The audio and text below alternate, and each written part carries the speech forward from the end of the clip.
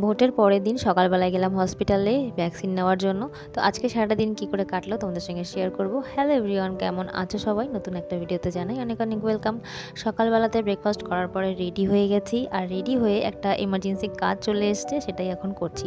বৌদির নতুন নাইটির নিচেটা কেটে একটু সেলাই করে দিতে হবে, তো সেটাই করছি। আমি হলাম টেম্পোরারি দর্জি।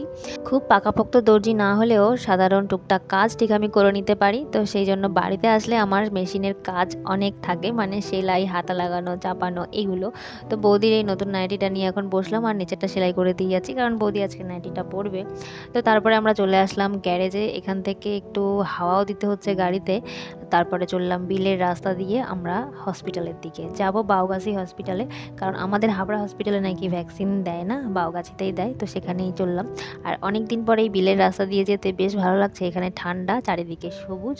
তো চলে এসেছি হসপিটালে, এসে বড়মশাই লাইনে দাঁড়িয়ে পড়েছে। আর তারপরে টিকিট নিয়ে আমরা এখন দাঁড়িয়ে আছি, ভ্যাকসিনের অপেক্ষা করছি। আর এই এক সমস্যা, হসপিটালে এলেই আমার কেমন যেন শরীর খারাপ করতে শুরু করে, জানি না কেন এমন হয়। চারিদিকের গন্ধ এইগুলো আমি যেন নিতেই পারি না, আমার অস্বস্তি লাগে। আমি সুস্থ মানুষ এসে অসুস্থ হয়ে পড়ি। তো ভ্যাকসিনটা ফাইনালি নেওয়া হলো। ভ্যাকসিনটা নিতে তো ভয় লাগে, কিন্তু ব্যথা অতটাও না লাগলেও এই হালকা একটু ভয় তো থাকেই। হসপিটাল থেকে সেটা চলে এসেছি, এক রাস্তা দিয়ে যেতে যেতে বড়মশাই দেখলো জবা গাছ, এখান থেকে একটা ডালও নিল ভেঙে। আর এদিকে বৃষ্টি হয়ে রাস্তার অবস্থাটাও হয়ে গেছে খারাপ। আর চললাম এখন আমরা বাড়ির দিকে। বাড়িতে এসে গাছের পাড়ার ডাব খেয়ে নিলাম। আর বাড়িতে এসে বাড়ির জিনিস খেতে তো বেশ মজা লাগে। আর বড়মশাই ওদিকে ডালটা ঠিক করছিল। আর এদিকে রেডি হয়ে গেছি, দুপুরে স্নান করে যাব মামার বাড়িতে। আজকের মতো টাটা, সবাই ভালো থেকো, দেখা হচ্ছে পরবর্তী একটা ভিডিওতে।